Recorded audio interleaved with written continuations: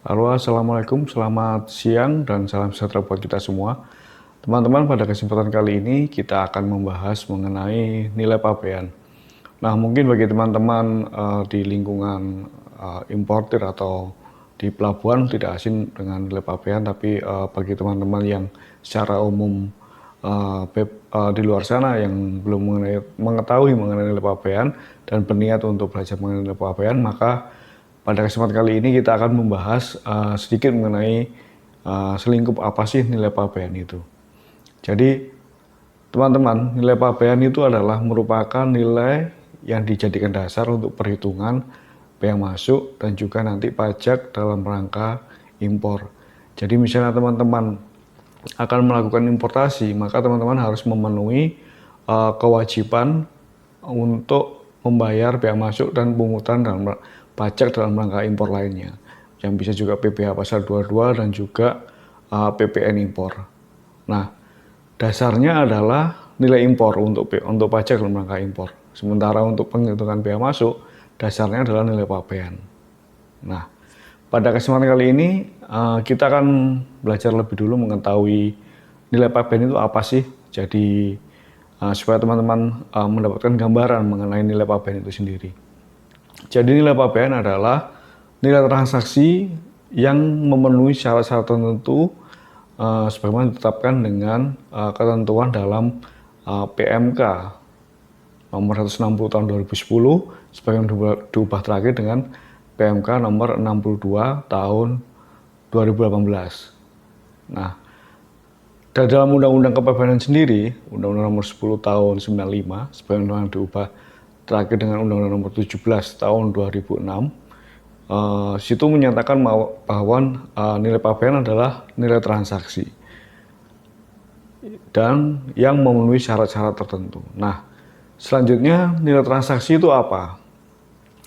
Nilai transaksi adalah harga sebenarnya atau seharusnya dibayar oleh pembeli kepada penjual di luar daerah pabean sana, atau dalam kata lain importir, nilai yang dibayarkan oleh importir di Indonesia kepada penjual di negara eksportirnya di sana. Misalnya Indonesia ada seorang importir mengimpor taruhlah mesin, maka nilai pabeannya adalah nilai transaksi antara yang disetujui, yang disepakati oleh importir di Indonesia dengan eksportir di negara misalnya Cina.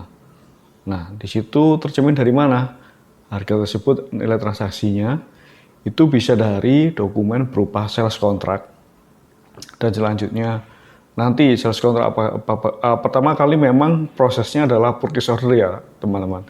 Jadi pihak dari importer di Indonesia pasti akan mengirimkan purchase order ke suppliernya di negara China sana sebagai pemasoknya. Maka purchase order itu apabila disetujui, maka selanjutnya dilanjutkan dengan sales contract, adanya sales contract. Nah, kemudian sales contract itu disitulah keluarlah harga yang disetujui atau harga deal dari transaksi antara pembeli di Indonesia dengan di China. Nah, kemudian dari sales contract itu selanjutnya akan diterbitkan invoice apabila barang itu sudah akan dikirimkan ke Indonesia. Nah, maka nilai yang ada di sales contract dan invoice itu akan menunjukkan bahwa itu adalah mewakili nilai transaksi. Nah, sementara di dalam peraturan atau regulasi selanjutnya menyatakan bahwa nilai transaksi itu harus memenuhi syarat tertentu untuk bisa dijadikan sebagai nilai transaksi yang memenuhi syarat sebagai nilai pabean yang digunakan nanti untuk dasar perhitungan bea masuk. Nah, syarat-syaratnya diantaranya adalah bahwa nilai transaksi itu meliputi dari harga barang itu sendiri atau cost-nya, kemudian salah satunya adalah insurance-nya, dan juga biaya transportasi atau freight. Jadi nilai pabean secara umum atau nilai transaksinya adalah secara umum itu adalah CIF. Nah, CIF ini dalam bahasa perdagangan adalah Incoterm teman-teman, International Commercial Term. Jadi sebenarnya di dalam penentuan nilai transaksi itu sendiri tidak hanya CIF, tapi juga bisa ada CNF atau bahkan hanya C-nya saja atau FOB-nya saja. Nah, jadi secara garis besar nilai transaksi itu yang dijadikan dasar itu menurut PMK dia idealnya itu adalah meliputi CIF, Cost Insurance Rate, dan ditambahkan dengan biaya-biaya lain atau dikurangi biaya lain sepanjang belum termasuk biaya-biaya yang seharusnya masuk di dalam nilai transaksi. Bisa aja juga berupa royalti atau proceed atau esis atau segala macam. Nah, itu nanti ketentuan mengenai esis itu apa, royalti itu apa, mungkin bisa kita lihat di video kita selanjutnya. Jadi itu teman-teman yang perlu teman-teman lihat bahwa nilai pabean adalah nilai transaksi yang memenuhi syarat tertentu. Jadi nilai pabean yang digunakan sebagai dasar untuk perhitungan bea masuk adalah nilai transaksi itu sendiri. Nah, selanjutnya bagaimana apabila nilai transaksi itu tidak bisa diterima sebagai nilai pabean?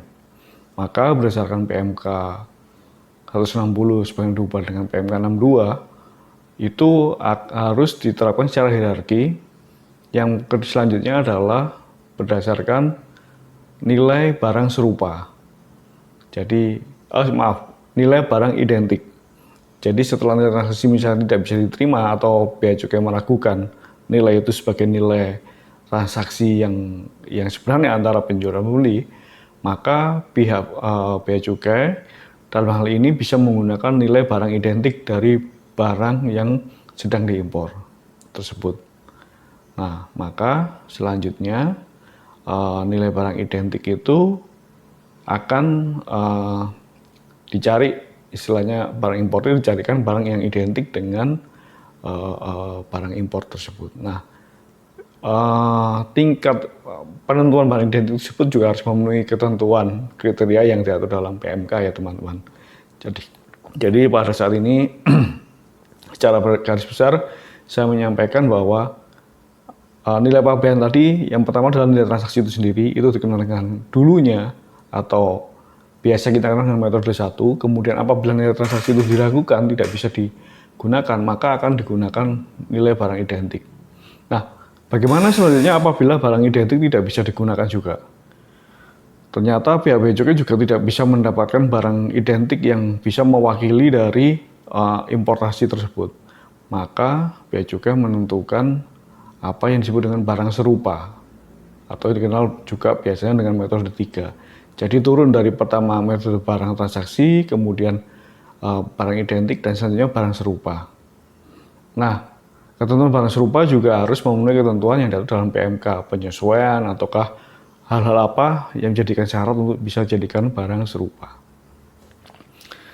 Nah, selanjutnya ada pertanyaan, apakah sampai di situ saja bea cukai menentukan nilai pabean? Tidak, teman-teman. Jadi apabila nilai transaksi tidak bisa digunakan, nilai barang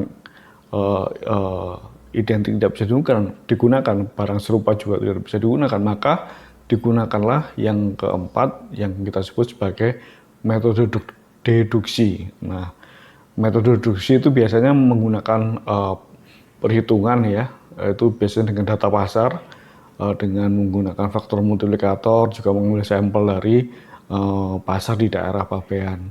Dan metode deduksi ini juga mungkin agak sedikit lebih rumit perhitungannya, dan itu bisa menggunakan beberapa formula rumus untuk menghitung dengan menggunakan metode deduksi.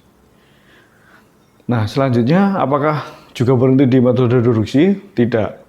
Jadi apabila bea cukai juga tidak bisa menentukan nilai pabean berdasarkan metode deduksi, maka bea cukai menggunakan apa yang disebut dengan metode komputasi. Nah, metode komputasi ini berdasarkan data dari biasanya dari COGS atau dari pembukuan perusahaan. Jadi bisa ditarik mundur, nanti ketemu harga yang mendekati harga yang sebenarnya atau harga yang seharusnya dibayar oleh oleh pembeli kepada penjual atau supplier di luar negeri sana. Gitu.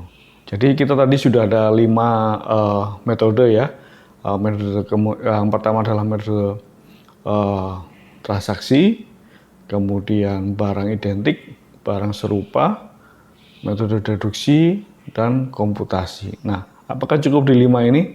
Tidak, masih ada satu metode lagi. Misalnya sampai dengan yang kelima ini bea cukai tidak bisa juga menentukan nilai pabeannya dengan form ya, yang bisa berdasarkan bukti yang objektif dan terukur, maka bea cukai masih ada satu metode lagi, yaitu namanya metode fallback atau metode pengulangan. Jadi ini merupakan pengulangan dari metode 1 sampai dengan metode 5 dengan menggunakan beberapa allowance ya, istilahnya mungkin kalau data identik itu taruhlah yang metode pertama, metode barang identik itu 60 hari untuk data pembandingnya, mungkin kalau dalam fallback itu bisa menggunakan 90 hari untuk dari hari dari nomor PIB, tanggal pendaftaran dari PIB yang bersangkutan gitu. Jadi itu teman-teman mengenai nilai pabean. Jadi nilai pabean adalah nilai transaksi ya, secara umumnya yang memenuhi syarat-syarat tertentu, dan apabila nilai pabean tidak bisa ditentukan berdasarkan nilai transaksi, maka digunakan yang kedua, nilai barang identik, barang serupa, kemudian metode deduksi, komputasi, dan selanjutnya adalah fallback. Cukup sekian teman-teman untuk penjelasan kali ini, semoga bermanfaat dan sampai jumpa di video selanjutnya. Selamat siang.